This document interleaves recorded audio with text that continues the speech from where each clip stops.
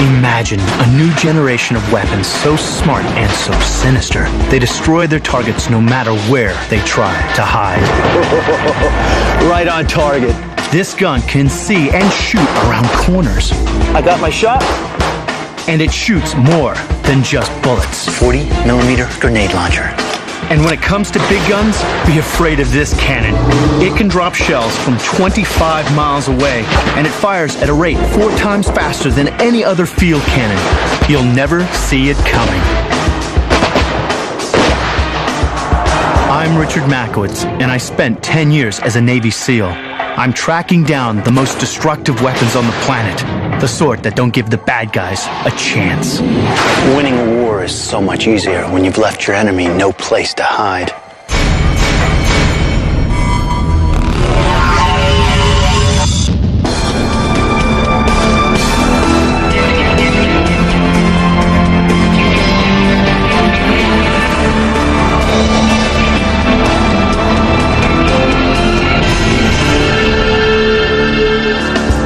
I'm on the trail of the world's most sinister weapons. One of the most effective, the Javelin shoulder-launched missile, which proved itself in northern Iraq. The Debeka Pass, 2003. 2 U.S. Special Forces teams were operating along Iraq's northern borders. They unexpectedly encountered a rolling column of armored vehicles. Historically, reconnaissance teams of this nature would have reported contact and retreated. Military wisdom says that you only combat armor with armor. Anything less, and it's a suicide mission. But the Special Forces unit had an ace up their sleeve, a portable, lightweight missile system that was about to change the nature of modern warfare. It's called the Javelin. They engaged this Iraqi armor column.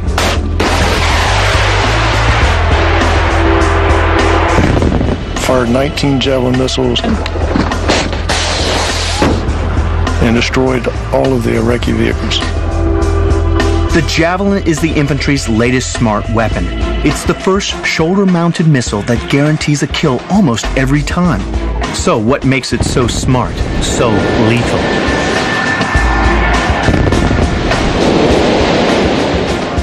To get a closer look at it, I went to Redstone Arsenal, home of the Javelin. Go ahead and pick it up.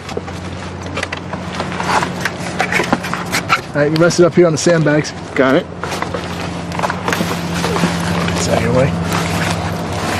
There you go. This is actually pretty nicely balanced here, Sarge. Yes. All right, now would you go ahead and depress the eyepiece? Okay. Looking down range. Basically, I push my head into the eyepiece, right? Yes. Man, this is so easy to use, Sarge. Yes, it is. Now, Sarge, one of the things that's amazing is this is not that heavy. No, it's not.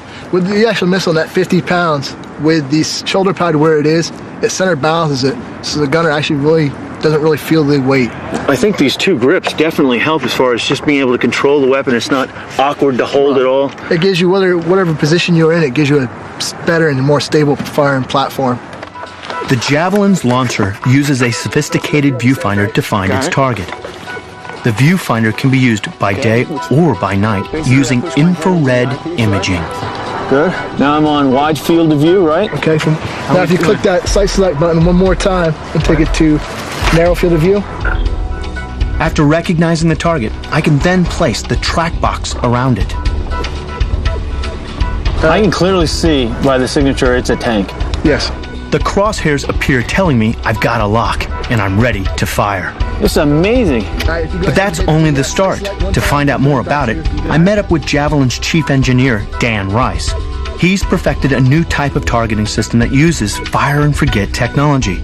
You pull the trigger and leave the missile to do its work.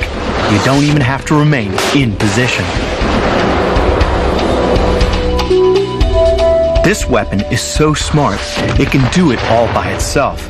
So, how does it work? There's really 3 main components to the system. First is our image and infrared tracker, our sensor. That is controlled by the tracker, and then the software then provides the commands to the cast, steers to the target. Those 3 items are what gets us to the target and provide really the fire and forget of the system.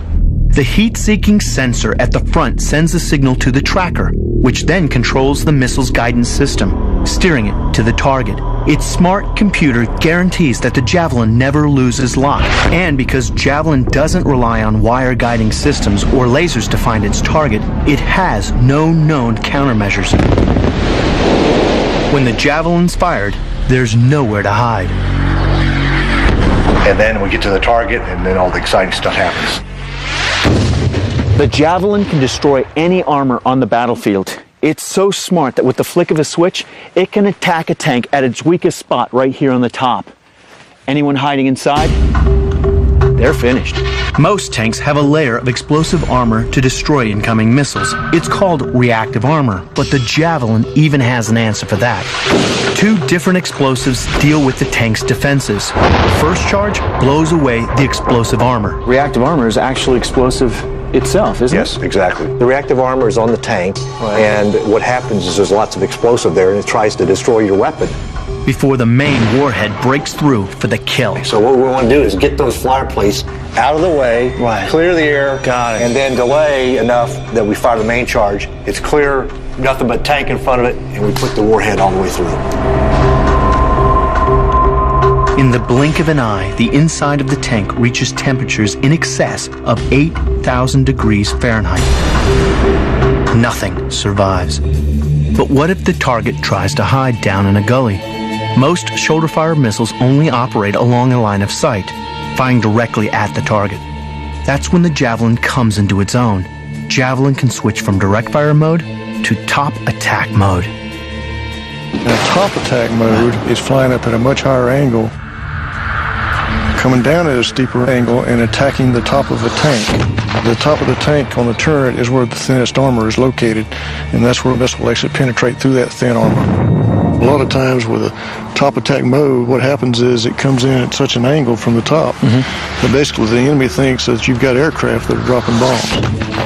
But firing a missile is risky because it has a heat signature that immediately gives away the soldier's position, leaving them vulnerable to attack. By firing the Javelin, is the soldier signing his own death warrant? You know, every time I see this, it's amazing to me, just the technology behind it and how reliable this system is. Right. We've got a lot of feedback on Javelin from the field, and it looks like the data says that first-time gunner hits is up around 94%, which is amazing for any system that's this sophisticated. The Javelin's fire and forget technology allows soldiers to immediately reposition. He can find a target, fire against that target, and while that missile is in there and on its way, he can actually retreat behind cover, reload again, and engage a different target. Javelin is the first fire and forget missile that really absolutely works, and that's the key that makes it unique, and it allows the gunner to survive in battle and come back and tell us about it. The missile also has a revolutionary launch system with a much lower heat signature, making it harder to detect the gunner's position. Unlike previous shoulder-launched missile systems, the Javelin uses 2 motors. The first motor is just powerful enough to eject the missile 30 feet from the barrel. Seconds later, the main motor kicks in, propelling the Javelin to the target. It's called a soft launch. Once fired, Javelin will strike a target up to 2,500 yards away in under 20 seconds. Javelin's also proving its worth in urban combat, especially in places like Baghdad, where snipers use buildings for protection. It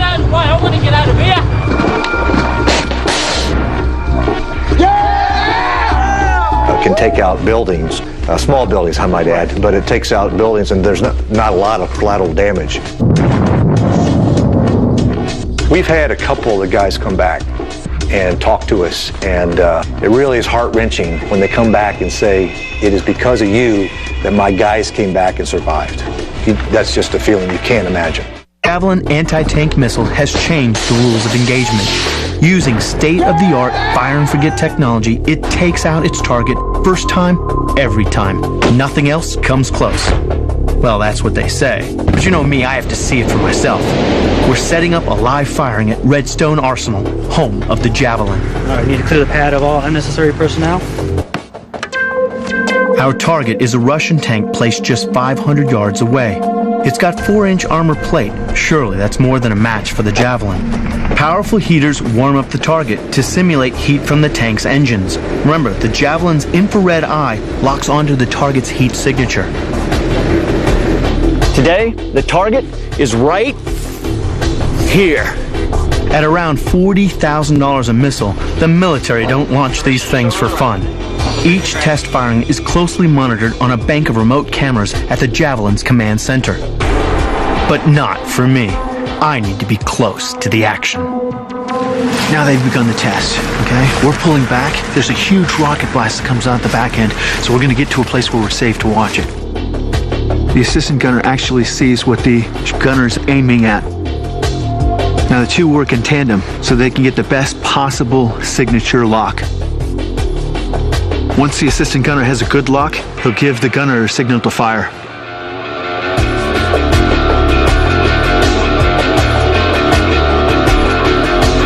Gunner, you have permission to fire.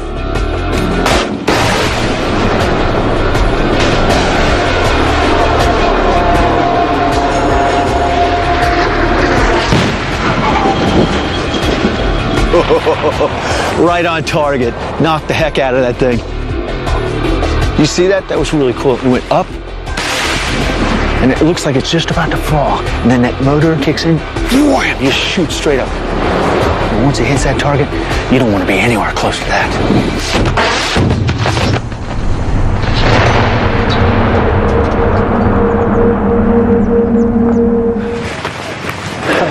That was great, man. Did it hit? Oh, it hits dead on. It dead on. How's it feel when you hear the sound going off? If you're not prepared, it's a little stuttling, Yeah? but other than that, it's a quick launch.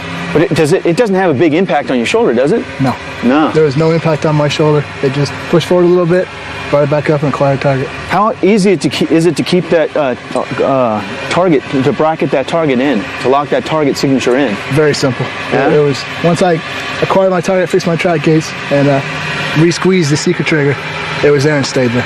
And it didn't take you much time to get that together. Under a combat situation, how much time do you think it'd take you?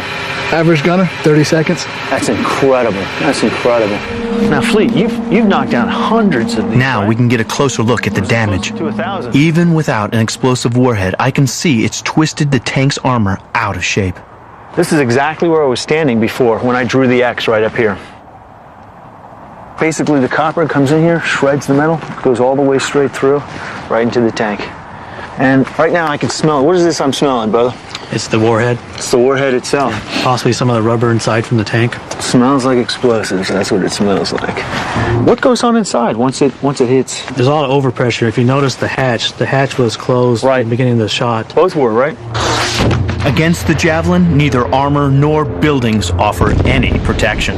That's the beauty of the fire and forget technology, is all the gunner has to do is lock onto a target and then fire the missile. And the missile doesn't really care whether it's attacking a tank, a Humvee, or some building. It goes in and takes it out.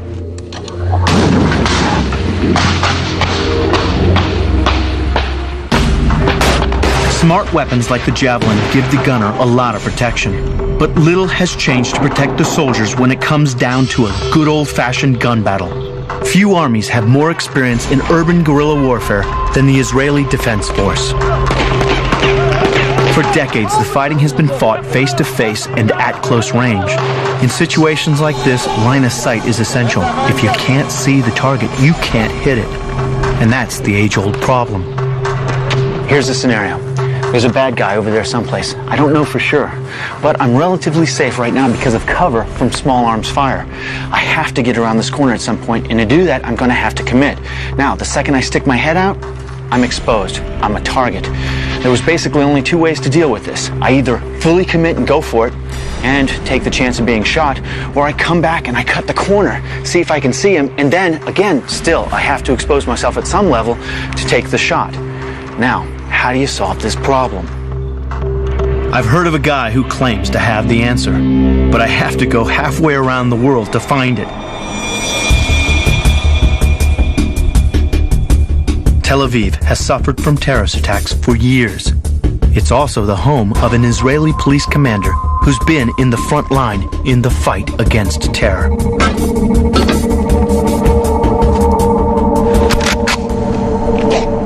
Amos Golan is a former commander of the Israeli Defense Force with over 30 years of experience in anti-terror and special undercover units. Essentially, what you Around 5 years ago, he began developing a handgun which he hoped would revolutionize close-range man-to-man combat forever. All right. This is the baby. Wow, look at that. That's great.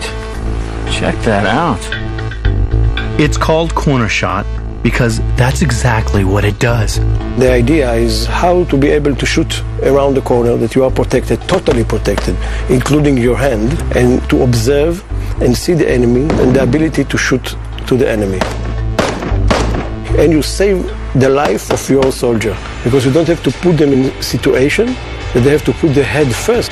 Sounds unbelievable, but I'm going to see how it works for myself and put it to the test by playing out a hostage situation. This is the world's first gun that can shoot around corners. But is it everything that it's cracked up to be? And how does it handle? Corner Shot's designer, Amos Golan, has made his weapon very easy for soldiers like me to use. This is the device itself that's turning. In one click it's coming back to the position. We have here the screen. It's a little CCD camera? Yes, the CCD camera in the front. And look at me. The viewfinder uses powerful video technology to sight the target. You see, it's very easy. That's great. And if you move over to the left, Okay. boom. And now you are shooting around the corner. That's you are totally protected. And if I decide to jump to the right, make one click. Boom. And I'm right back on target. Yes. Two cameras give different views and keep the soldier safe. One is fish eye, and the other one is for a medium range. So when I put the corner shot inside the room with the fish eyes, I see everything that moves. Wide picture. Yeah. It's a dream of every soldier. For the first time ever, the gun-mounted camera gives the soldier the luxury of time. Normally, when you are in the street and you put your head out and you are under fire and something is moved, you shoot because you don't know what is going on. Right. Here you have time. If you have a big wall, you can go and put it like this and slowly search and see what is going on. And you see something, you don't sure what is it. Right. You have few seconds to look again or 2 minutes. No problem. Exactly. So and then you can take the decision. In a tactical situation, the camera can also transmit video back to the soldier's command center, as well as to his team. Corner Shot becomes a powerful surveillance tool as well as a weapon. Naturally enough, I just couldn't wait to have a go myself. What we got here is basically a hostage situation. These will represent walls. Now the challenge here is I can use these for cover, but I can't see through them. Now inside the room, there are going to be 4 paper targets. 2 will represent hostages, 2 will represent terrorists. My job is to kill the terrorist without them killing me. Here's the opportunity. Let's see what I get done.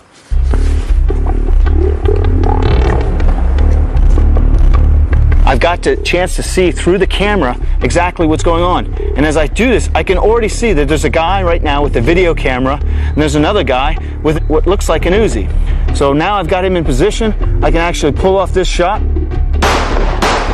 So I come over just a little bit out. Now I'm lined up. I got my shot. Now what I'm going to do, pop, and I'm coming right back into the room. Come over here. I got my shot. And then boom.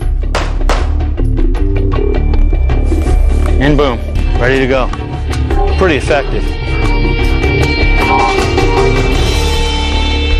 Fighting terrorists in close combat convinced Amos of the need for a new kind of weapon.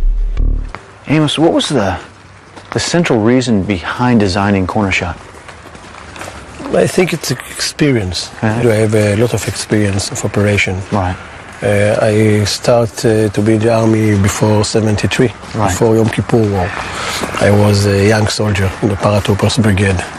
Then I was later on, after 5 years, I changed direction and I went to the anti-terror unit of the police. Right. And then after this, I became deputy and commander of anti-terror in the army. And then I was a commander of a special commando unit. So I gained a lot of thousands of operations. Right.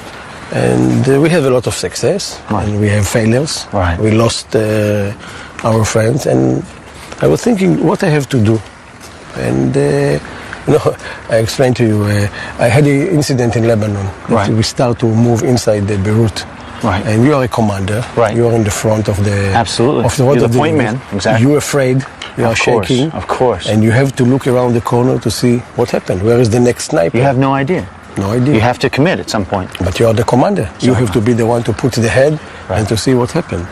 And I was remember always that I was thinking, what if I have a device or something to show me what is going there? I want to check 10 windows before I putting my own head. Exactly. The result was corner shot, and although it certainly makes life a lot safer for the guy using it, the protection it offers also extends to the other guys on the team. It's not designed for everyone. It's like a light machine gun. It's like a special shotgun that you have in the unit. I believe that in a team of 12 or 10, you need something like 1 or 2. The standard version of corner shot can already accommodate a wide range of different handguns, but the design is versatile enough to fit an assault rifle. One of the cool things about corner shot is its adaptability. Here we have a modified M16. So you have the soldier in the field. He has the same actual ammo that he always uses. He basically has the same weapon, same kind of range, but he's faced with a situation he can't see over the ridge. He doesn't want to expose himself. So the beautiful thing about corner shot, you set this thing up, boom, lock it back, flip out the monitor, check it out, boom, never being exposed. Nice and safe, looks good, boom, click it back into place. Boom, it's ready to go. The M16 is a formidable weapon, but Amos isn't a guy who's afraid to think big. Say you're taking heavy fire and you want to suppress it. Corner shot has a solution. 40mm grenade launcher. The launcher can easily be attached to the corner shot frame, giving it the power to take out a vehicle or even a whole building, again, without risking exposure to enemy fire.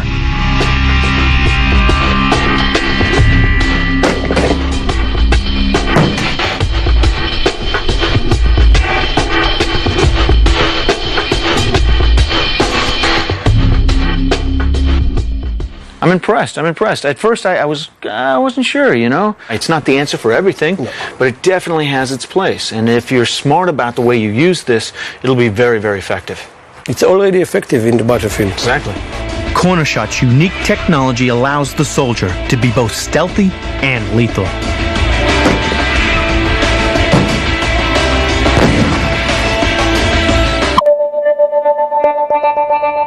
I'm on the trail to find military hardware that can strike from a huge distance and annihilate the enemy before they know what's hit them. This is Germany, and it's in the middle of winter with temperatures close to zero. The nation's top artillery school has a powerful new weapon, one that can strike without any warning.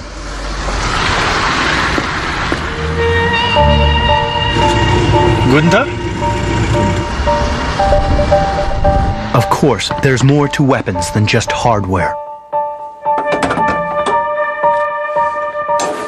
A weapon can be any tool that helps you accomplish your mission. It can even be considered good intelligence, great training, and even raw experience. But there are times when what you need to get the job done is a really big gun. I'd like you to meet the Panzerhaubitze 2000!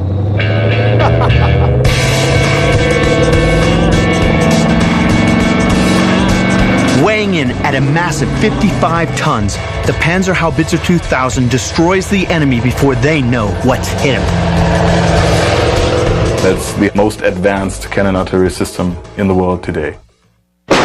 This weapon is the artillery equivalent of a rapid-fire machine gun. The highly automated shell transport mechanism makes this supergun a giant leap in the field of cannon design. We have greater range, higher rate of fire, and more accuracy.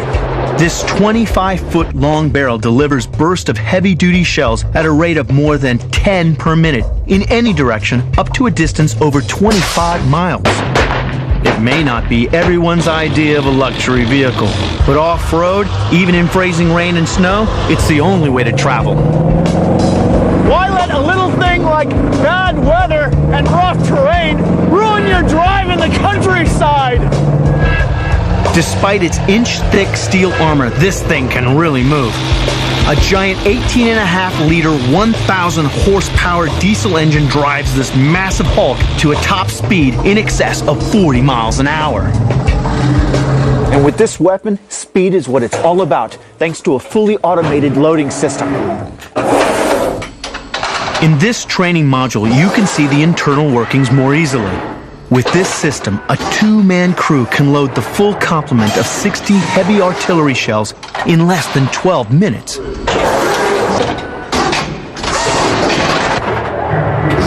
That's more than 4 times faster per man than its predecessor. And in a real combat situation, those extra minutes could be the difference between life and death. Reloading at an ammunition depot is when the field gun is at its most vulnerable.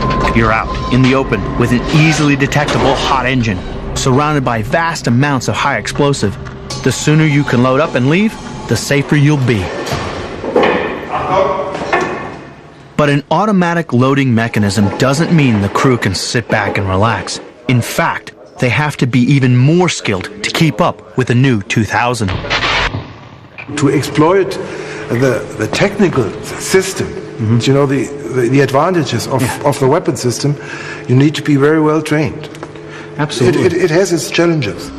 Take, for example, the rapid-fire shell loading sequence, a kind of intricate duet performed by man and machine in perfect synchronized harmony.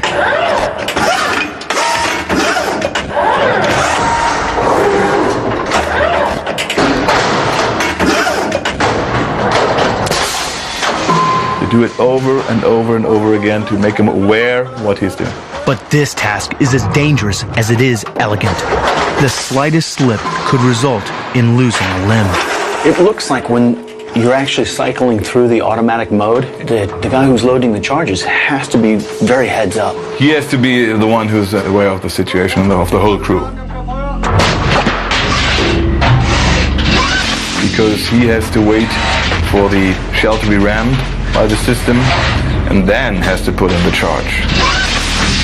And it only a couple of seconds time before he closes the breach. This is unforgiving metal. This is unforgiving steel moving through this thing. When you see this thing working and it's cycling through the rounds, I've never seen anything like it. Because of its incredible rate of repeat fire, a single 2000 with a 3-man crew can achieve the same attack performance as 3 of Germany's previous howitzers.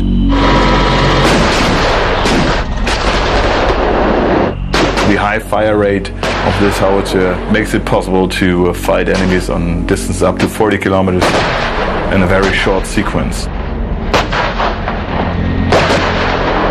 You do not need the same amount of guns. As if that wasn't enough, the rapid-fire capability allows the 2000 to perform another neat little trick. With a bit of computer number crunching and a little alteration of the barrel's angle of elevation, it can also carry out what is known as MRSI. Multiple round simultaneous impact. Kaboom. It's all in the description. Gives us the capability to fight enemies in a very short time, so the system will fire up to 5 rounds on different angles of elevation, and all those 5 rounds will impact simultaneously at the target at a time, maximum 1.5 seconds. If you fire a shell at a high angle, it takes longer to reach the target than if you fire a shell at a low angle. By starting high and dropping the barrel between each shot, up to 5 shells will all hit the target at pretty much the same time. There's no warning. Just try to imagine that the whole battalion, which consists of 24 systems Panzerhaubitze 2000, will fire 120 rounds in 1 up to 2 seconds. You can fire more rounds with less guns. And you have them at the same time on target. As well as standard high explosive shells, the 2000 can fire a whole range of specialist munitions, including smoke bombs. If we fire a smoke screen, and you are the bad guy, and you want to look through it via a thermal imaging device, it will not work. Oh, that's fantastic. So you can blindfold the enemy. And thanks to even more slick moving parts, once it has delivered its payload, the 2000 can lock its barrel and be gone before the shells have even hit the target. It takes the howitzer less than 30 seconds. In reality, it's less than 15 seconds to lock the gun and leave the position. It's just on the press of a single button. The methodology or the principle of employment for this gun is shoot and scoot. You move out, fire, and disappear.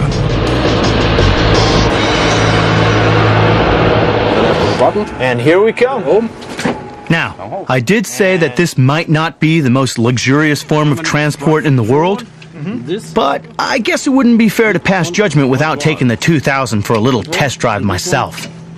So, after a few minutes familiarization with only a few language problems... Like a bicycle. Good job. Yeah, good teacher. Okay. Yeah. Real simple. I mean, I can't believe how simple this is. Like bicycle. Yeah, like bicycle. You ready for a ride?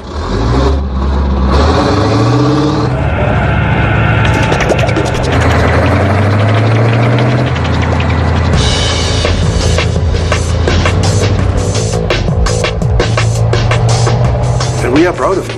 Yeah, how could you not be? It's without exaggeration, and normally I shouldn't say this, but it's the most modern gun in the world. And I haven't found a better piece so far in the world. It's kind of a perfect machine. Getting airborne is the perfect way to leave the enemy with no safe refuge. Making the plane stealthy was the next step, but the story doesn't stop there. After decades of research and development to make our planes more stealthy, the United States military has developed a jet unlike any other. And that's why I'm on my way to Fort Worth, Texas.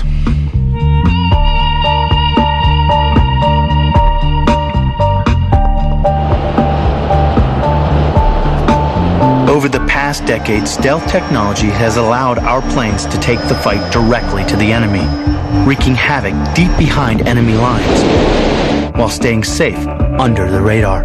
The F-117 Nighthawk was the world's first stealth bomber. Hidden from radar, it struck its targets before the enemy could even think about hiding. The next generation of stealth bomber was the B-2.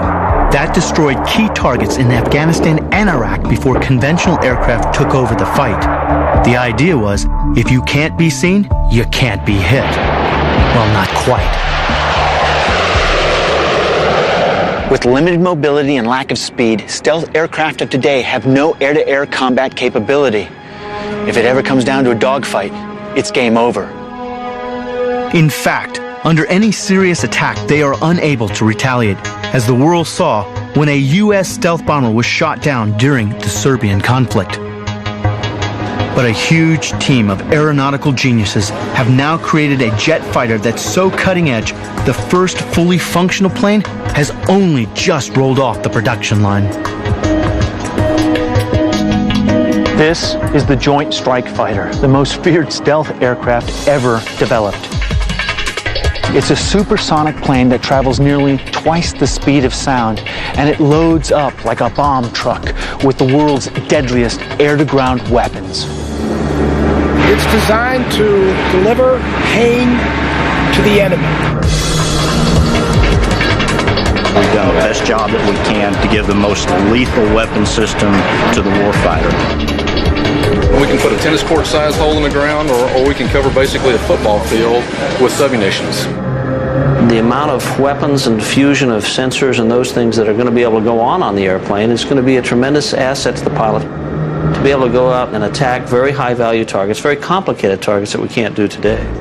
The JSF is built to penetrate enemy airspace at incredible speeds and deliver air-to-air and air-to-ground supremacy.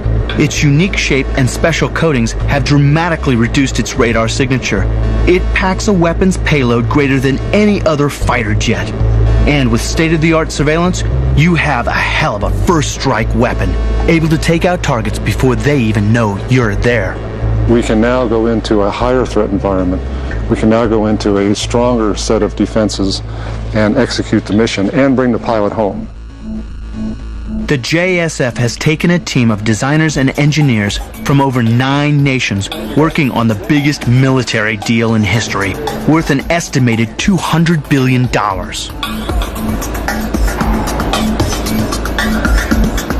Paul Park, Mark Counts, and Chris Ashford are the conceptual engineers. It's not just one aircraft they've been making. They've been asked to deliver different versions for different parts of the military. But we've been able to package all these technologies, these capabilities, in a manufacturing approach that can build 3 versions of the same airplane for really different roles. And that, to me, is the most amazing part. They have created a conventional takeoff and landing version for the U.S. Air Force, a carrier-based variant for the U.S. Navy. They also made a vertical takeoff and landing jet for the U.S. Marine Corps as a replacement for the long-serving Harrier jump jet. The biggest challenge designers faced was building an aircraft this size that could take off vertically from the ground. Even the Harrier's direct lift system couldn't deliver enough power. This is very much different than the legacy airplane, the Harrier, which has direct lift. We developed the lift fan because it had much greater lifting capability. Our lift system includes a lift fan, 2 roll nozzles, roll nozzle on either side for roll control, and then a vectoring nozzle in the aft of the airplane. It's unique in that there's no airplane out there that has as much lift capability as this. This baby's fast. How fast? We've designed supersonic capability into the airplane. Our limit is Mach 1.6, which is 1.6 times the speed of sound. And reaching speeds this fast requires a pretty big engine. The Joint Strike Fighter uses the world's most powerful single-jet engine, delivering over 40,000 pounds of thrust. That allows the pilot to make stomach-turning 9G turns at speeds approaching over 1,200 miles an hour. With a force 9 times their own body weight pushing down through their heads, all the blood rushes to their feet. If the pilots do nothing, their brains would be starved of oxygen, so they have to learn a special breathing technique just to remain conscious. So, the JSF is smart, sophisticated, and stealthy, but all that doesn't count for much if it doesn't pack a punch. The $200 billion JSF is the world's first supersonic stealth jet fighter. It aims to be both invisible and invincible, with a firepower that can wipe out the opposition both in the air and on the ground. And sophisticated intelligence gathering can sense all sorts of dangers. One of the amazing features is the pilot can sit in the cockpit, see all around him, behind him, and even through the floor. With this incredible 360-degree vision, he is able to identify a target extremely fast and take action. But how is this possible? The JSF will utilize some of the most sophisticated surveillance equipment in the world. High-tech cameras will be mounted across its airframe, allowing the pilot to make split-second decisions. So there are 6 cameras, and there's some very, very fast processing which integrates those images in real time and presents them to the pilot. This information will be processed directly to the pilot's visor, literally giving him eyes in the back of his head. We chose a wide-angle helmet display, where we integrated it with sensors all around the aircraft that will look out and give you a spherical image of the outside world, and that will project onto your helmet. So wherever that pilot looks, even at night, he gets an infrared image on his helmet. It's a first for this type of fast jet aircraft. But that's not all. Incredibly powerful sensors will turn this jet into an information vacuum cleaner, gathering up critical battlefield data and relaying this information by satellite to other sources. We have sensors all across the leading edge. The big sensor in the radome. We have the DAS sensors. We have sensors at the trailing edge of the airplane. We have a whole antenna farm across the top of the airplane. So the airplane not only gets information from its own sensors, it can share information and get information from sensors off the airplane. When you have lots of these airplanes flying over the same area, you can basically have a tactical picture for the battlefield commander that you've never had before. And once the intel is in place, Then comes the strike. What makes this jet so disturbingly deadly is its vast weapons payload. During the start of a war, it hides a pair of 2,000-pound smart bombs internally to maximize its stealth capability. And we can essentially carry every weapon that the normal legacy payload does external, we carry on the inside of the airplane. Now, what's the advantage of being able to carry it on the inside of the airplane? Two reasons. Number one is stealth. It gives us the capability to go to war on the first day of the war and be survivable. Number two is drag. For the same weight payload, we can go further because we don't have the drag of the external payload. Carrying 2,000-pound smart bombs up its sleeve, it's capable of taking out command and control threats with ease. When stealth is less important, an additional 15,000 pounds worth of explosives can be hung from its wings. And that's not good for the bad guys below. Depending on the weapon we're carrying, we can put a tennis court-sized hole in the ground, or we can cover basically a football field with submunitions. If you're talking about the Blue 109 JDAM, that's really a bunker buster. So when Saddam's down there under his concrete palace, you know, we can send that penetrator down there and penetrate multiple levels of concrete and dirt and actually get into the interior of that concrete office. The JSF can carry anything from JDAMs to Sidewinders and cruise missiles. These can be used to take out targets 155 miles away. We'd like for them to be nothing but hair, teeth, and eyeballs and not even know we were there. So, just how easy is it to pilot the JSF? Today I've been given a chance to put my flying skills to the test, and fortunately for the good citizens of Texas, it's only on a multi-million-dollar simulator. I'm about to take a mission over the Nevada desert. Lending a hand is the JSF fight trainer, Mike Scaff. Do you want to kill something? Oh, yeah. That'd be okay for the audience? Absolutely. Now, you can see some bad guys behind you there. Right. Let's do an Immelman, and that means just pull straight up over the top. Okay. Once you get to where you're upside down but going the other way, that's it. And drop that. Now, we've got some bad guys. Push this button up one time. That put him in the shoot list. See that triangle out there on the horizon? Right. The 38 is 38 miles away, and it's the first thing in our shoot list. Okay. And so that, if we continue on this heading, we're all set to drop a bomb on that. Oh, fantastic. The simulator uses touchscreen and voice control just like the real thing. Can I get one of these for my house? Okay. Now with your thumb on here, push that forward one time.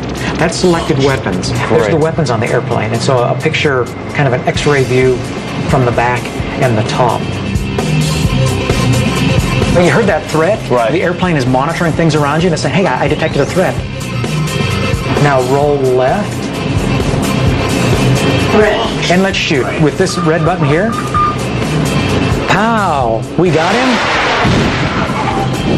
Have you put any kids inside this? We have. A couple of times we put kids in and not taught them anything. They jump in, look at the controls, and we'll come back 15 minutes later and they're shooting people down and flying and fighting and saying, hey, you guys messed this up. I need to switch over here.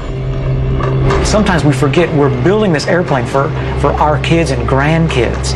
And in fact, most of the pilots that fly the F-35 haven't even been born yet. By the time the JSF rolls off the production lines in 2008, it will be the most feared jet fighter ever seen, giving the enemy nowhere to hide.